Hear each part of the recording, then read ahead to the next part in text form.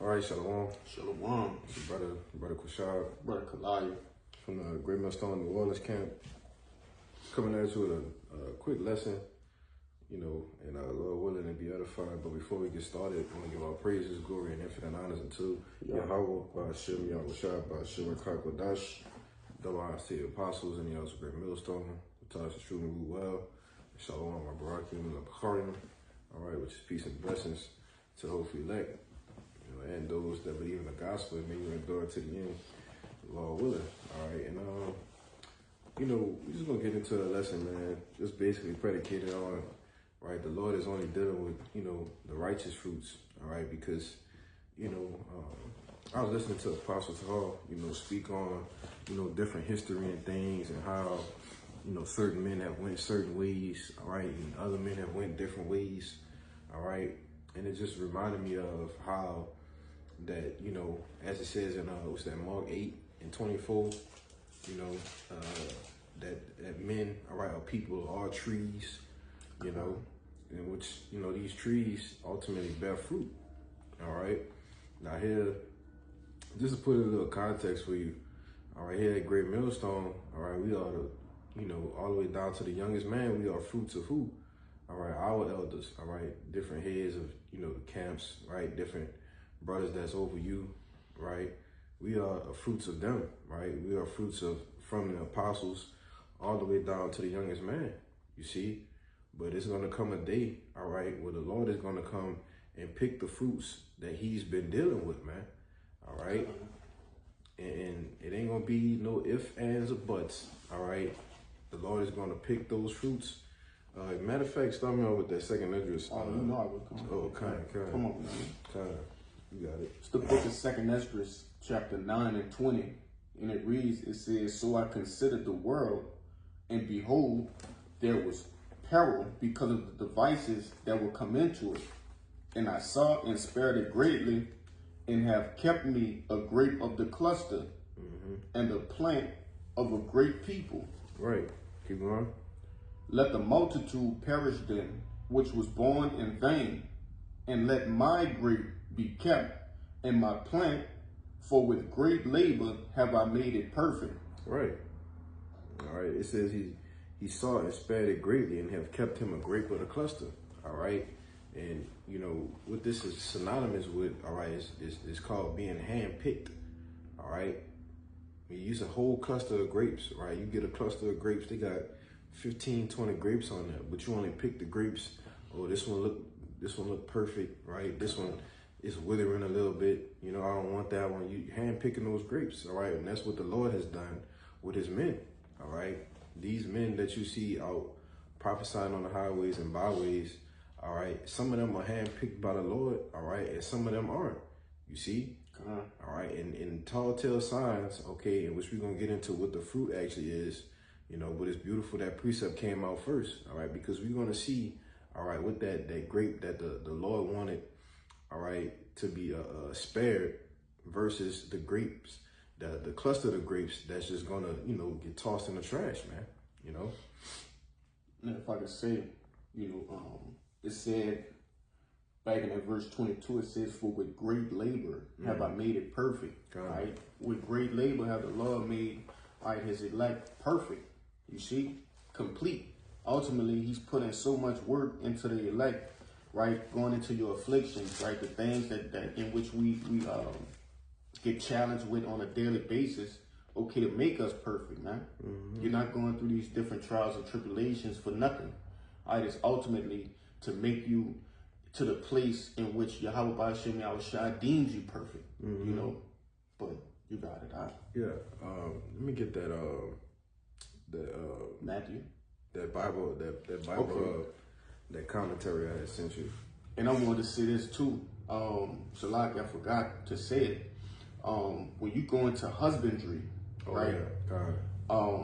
When you put in great labor into a plant, all right, you might have a specific plant in which you've been anxious, to see the fruit of it, begin to bud, things of that nature. Man, you put your efforts, your 100% effort, your 144% effort into it. Right. And that's what the Lord has done with the elect. All right, ultimately, the 144,000, man.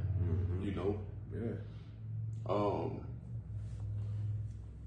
right. This is from BibleHub.com. All right, and we're gonna be reading Matthew the 7th chapter and 16th verse. All right, Read the little top part on who the commentary. yeah, it says Bengals Nomen.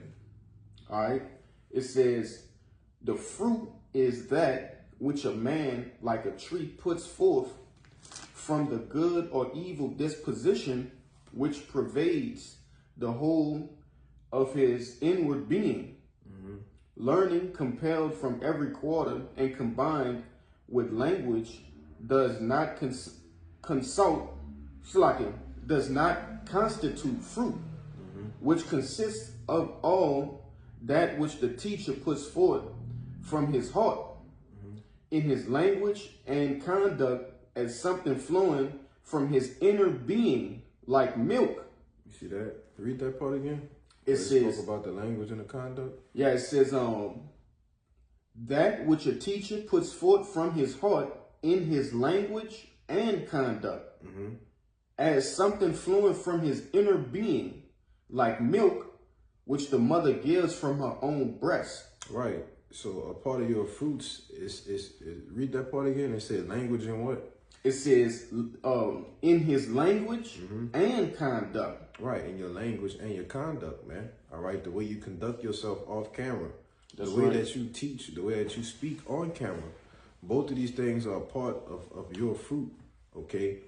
The type of things that you say, the way that you impact, all right, brothers that's listening, learning, all right, coming up in the truth, trying to come up on a level, trying to better themselves, you know, to be a man of the Lord, okay? Your conduct, the way that you carry yourself, man. All right, the way that you act. It tells you in Hebrews to put on, therefore, as the elect, man. That's right. All right, your behavior, anastrophe. All right, these are parts of the fruits of the Lord. Okay, and it's beautiful because Elder Ariala going into a series right now, right, with the fruits of the Spirit. You know, going into joy, peace, love, these qualities and things that you need in order to consider yourself a man of the Lord, man. You see. But it all starts with what? Your conduct, okay? Because you have guys acting different ways, certain ways, all right? But here at Great Millstone, we were taught to act and behave as what? As in a humble manner, all right? That's right. Taking on a form, all right, in which Yahushua is always the staple of our ministry, man, all right? In all of the letters of Apostle Paul, all right, the Old, the New Testament, the whole volume of the book, man. All right. From the elders apostles on down, we wasn't taught to pick and choose which parts of the Bible that we are not and not going to use and going to use. Right. You see, we use the volume of the book, man. All right. Well, that's part of what? The fruits from the apostles, man. You see, there's more. For that particular one, no. You want me to jump to this next? Yeah, you can finish them out. All right. Then we're going to get that I'm going to read this Matthew 7. All right. This is, I believe this is in the same thing, right? Yeah. It's all the same, under whatever, Benon, whatever. Yeah. Whatever. You know. Bengals, Nomen. Bengals Nomen. Yeah. All right. So jumping down, and this is in reference to Matthew 7 and 26. It says, it is not his speech alone which constitutes the true or the false prophet, but his whole method of leading himself. It is not the what alone? It says, it is not his speech alone. Right. So you can't be wooed by how men speak. Right. You know, you have, like the elders say all the time, you got men that, could call precepts out of the back of their mind on whatever subject that a man is speaking on. You can't be wooed by that, Go ahead. Yeah, if I could say just because he sounds like a prophet. Right. Because they have men who actually practice to do that, but really are niggas, But continuing on, it says, I'm going to read it again. It is not his speech alone which constitutes the truth or false prophet, but his whole method of leading himself and others with him. Right. So your whole anastrophe, the way that you teach, right? The way that you allow brothers to behave, right? And we're not saying that like it's a brothers are being lording over or parenting men, all right? We was just saying it in a way of an example that you're setting to show how men should behave, right? These are all parts of of your fruit, man. You see, it's more than just teaching, right? It's more than just getting on a live lesson, all right? It's a lot of things, intricate things that go on behind the scenes, man. You know? What you got? They got more? Yeah. It says, and real quick, if I can say, because, you know, when we get these different orders that come down from the apostles, it's not like this brother say, just because they want to lord over, or even, you know, in your own camp, right? The different orders and decrees that come down, it's not to be lorded over, but it's to keep us in line with the how did it say? The whole method of leading. You see? Right. We have a strict program over here at Great Millstone. And when I say strict, it's not, you know, you step out of line, you know, you gone type deal. Now we deal with you know, we deal how we deal here in the inner workings of things, man. We deal with mercy and things of that nature, but we do have a program in which we follow, man. Right. You know, it's a way to do things according to the scriptures, and that's the way we deal. Yeah. And we deal the closest way as Yahushua would have dealt. That's right. When he was walking the planet Earth, man. You know? Which is how you know who the true men of the Lord are. All right. Who's the Lord really dealing with, man. You know? And quick disclaimer, when I say program, that's just a figure of speech. Yeah. All right. Just to put that out there. Jacob, take that shit for. Yeah. Simple-minded. But it says, but his whole method of leading himself and others with him by the one or the other road or gate to life or death. Right. So I'm going to read this real quick. This is Matthew 7:16. It says, ye shall know them by their fruits. Do men gather grapes or thorns or figs or thistles? Even so, every good tree bringeth forth good fruit, but a corrupt tree bringeth forth an evil fruit. A good tree cannot bring forth evil fruit, neither can a corrupt tree bring forth good fruit. You see, so you can't, if you are sincere, right? If you've been teaching sound doctrine, if you've been teaching the same thing, right, for years and years to come, and your doctrine doesn't change, right, and it brings forth what? Other good fruits, man. All right. But you have men that are changing doctrines, right? Men that are going off, you know, not keeping the high holy days correctly. You see, well, these are corrupt trees bringing forth evil fruits, man. You see, because you have men, women, all right, that are snared and trapped, you know. As you say, like, what it say? Laden away silly, man. You know, in Timothy, you know, and this is what a corrupt tree does. It brings forth evil fruit. You see, getting the ministry blame, right? These different things, all right. But when you have a good tree, it brings forth what? That good fruit, man. You know, and when it starts at the top, all right, or at the root, okay, that's the foundation, you know. But when that branch starts to sprout up and it grows out other branches, all right, and the leaves start to come, it turns into a beautiful tree, man. All right. And what we're telling you is that's the tree that the Lord is coming back to pick the fruits from. You see? As it tells you, the harvest is ripe. It's right. You see? Right. The harvest is ripe, man. All right. And it's going to be a time where the Lord is coming back and get that harvest, you know. Some He's going to put in his basket, was me speaking metaphorically of being saved. All right. And a lot more, He just going to cut them off the tree, man. You know? It's going to say that too. Going further down, man. Yep. I'm going to read it. Verse 19, it says, every tree that bringeth not forth good fruit is hewn down and cast into the fire. Wherefore by their fruits ye shall know them. All right. And your fruit is ultimately going to be your reputation, man. That's right. All right. Now, when you start with the apostles on down, you look at their reputation, all right, the men under their reputation, all right, all the way down to the youngest man, right? We're all on one accord. We're all in one spirit, okay? But when you look at these other camps, everybody's not in the same spirit, man. You see? You want to say something? Yeah. You know, it's kind of like, say you running an automobile shop. Oh, I need my automobile, fixed or whatever. I'm gonna go to the shop in which has a good reputation, right? You can visibly see, people going in and out daily, and things like that. Right. You see the cars, they work. They don't have to keep getting worked on and shit like that. That's the place I'm gonna go to because the reputation speaks for itself. All right, and here at Great Millstone, hey, you have multiple camps all over the four corners of the earth, man. Right, teaching and preaching the word, with grace.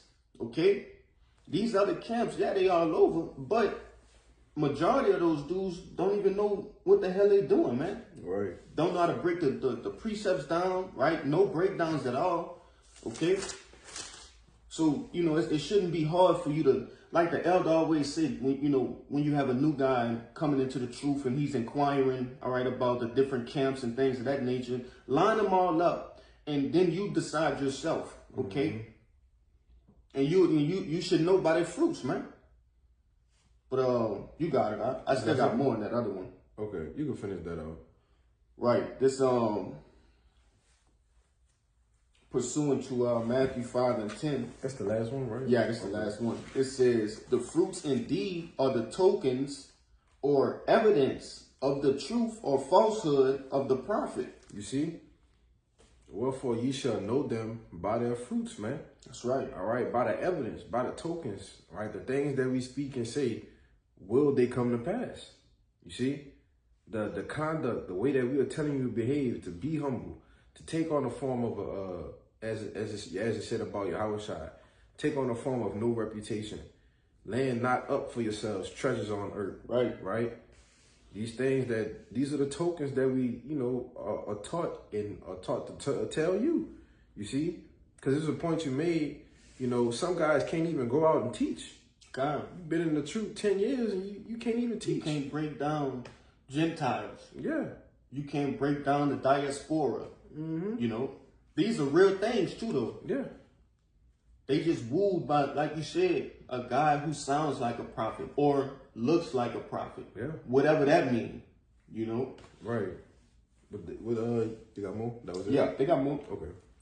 It says, and therefore also the doctrine set forth by the prophet, the doctrine therefore is not the fruit by which the prophet is known, but it is the form of the true or false prophet which constitutes him, the one or the other, and itself known from its fruits. Right, and that's why I say ye shall know them by their fruits. All right. It's not the prophet himself, all right? Yeah. But it's other things that plays into the role of what your fruit is, you see? And a big part of it is the doctrine, right? I'm going to keep saying it, your behavior, your anastrophe, and other things, man. All of these things are a representation of your fruit, all right? The things that you bring into the table, the things that you bring into the ministry, man. All right? You bring in trouble, right? You all these different things you bring into the ministry, right? Well, the fruit that you're bringing is not what we do here. Right. You have to bring that fruit somewhere else, man. You got it. And that's why well-seasoned men, I'm pretty sure you remember this when we was, on Quran Delect, but well-seasoned men like, Elder Yakana, he would see a guy and he would know, oh, that guy, he used to listen to Sakari, all right? Or that guy, he used to listen to, ISUPK, whatever the case may be, he can tell by, they're a fruit of wherever they come from. Exactly. And he can tell just by looking at him. Yeah. All right, or just by the first word that come out his mouth, because they are an example of what they, the tree they come from, man. Yeah, even the Christians. Even that. With the Christian world and the different things, they start to say things like, oh, we understand where you a fruit from. Right. But I'm going to grab this real quick. This is Luke chapter 3, verse 8. You want to hold that Wisdom of Solomon 4? Excuse me. 4 and 5. Hold that one down for me.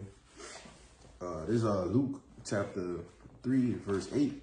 It says, bring forth therefore fruits worthy of repentance, and begin not to say within yourselves, we have Abraham to our father.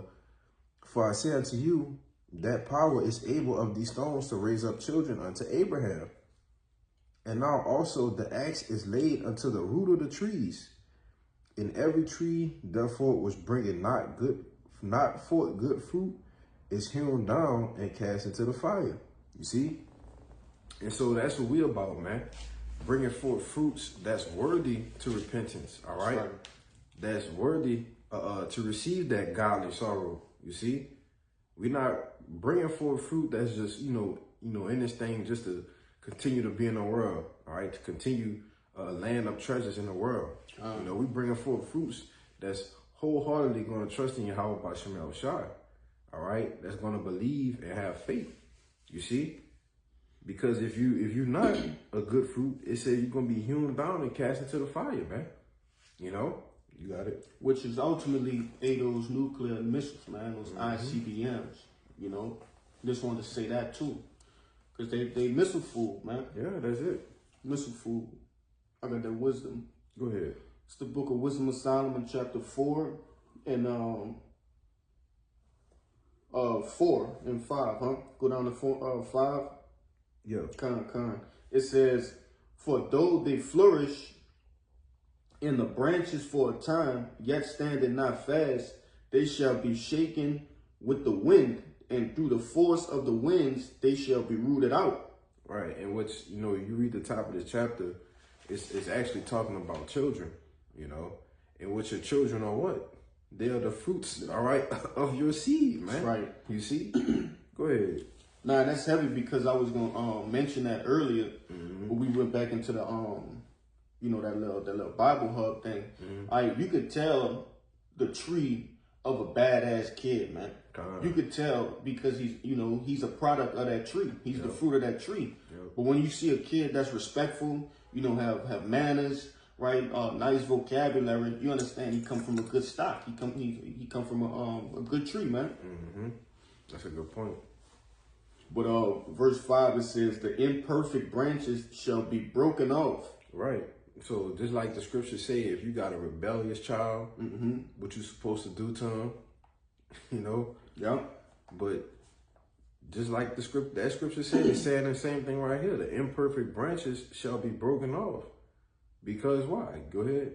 It says their fruit unprofitable, not right to eat, yea, meat for nothing. Yeah, these fruits are meat for nothing. The purpose that you had to be a fruit on a tree was to become ripe, right? To become tasty, you know, and give the body of who's eating the fruit the proper nutrients or hydration that it needs, right?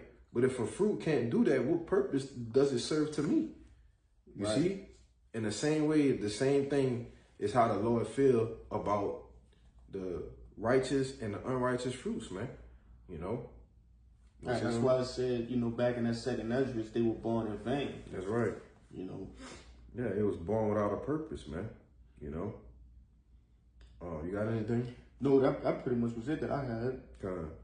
I'm going to end it off with James, unless you got something else. This James 3.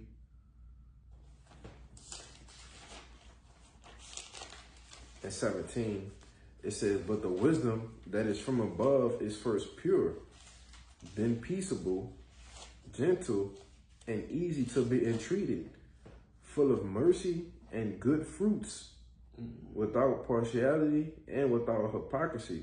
Right? That's why I mentioned the other Ariella, you know, with the fruits of the spirit, you know, because he just went in one a day, you know, going into the fruits being peaceable, you know, because peace is the center of our ministry, right? The first thing we say to each other is shalom, man, you know, which means peace unto you, you know. But the point was easy to be entreated, full of mercy and good fruits, without partiality and without hypocrisy, you know, meaning without the bullshit. That's right. You see, verse 18, it says, and the fruit of righteousness is sown in peace of them that make peace. You see? And what is Yahushua? With one of his titles, the King of Peace, man. Peace, man. You know, the King of Salem, man. And he's gonna bring forth that peace to those what? Those righteous fruits, man. You see? But you got anything? No, I was looking at something. Bring it on, whatever you got. No, it's cool. It's cool. I wanted to get this in NLT. The James. Yeah, that's cool though. That was pretty much the point. 25. God, time we moving. Yeah, man. You want any closing points? Nah, that's it. Yeah, man. So, that's pretty much the point of this lesson, man. All right, and that, at the end of the day, right, the Lord is getting ready to hew down and cast in the fire those fruits that ain't right. All right, those fruits that ain't bringing forth yieldable seed. All right, that's not producing what it needs to produce. All right, and He's ultimately getting ready to handpick the fruits that He wants, man. So with that, we're going to give our praises, glory, and infinite honors unto Yahweh, Bahashem, Yahushua, Bahashem, Chakadash, and double honors once again to the apostles and the elders of Great Millstone. Till next time, we say shalom. Shalom. Shalom.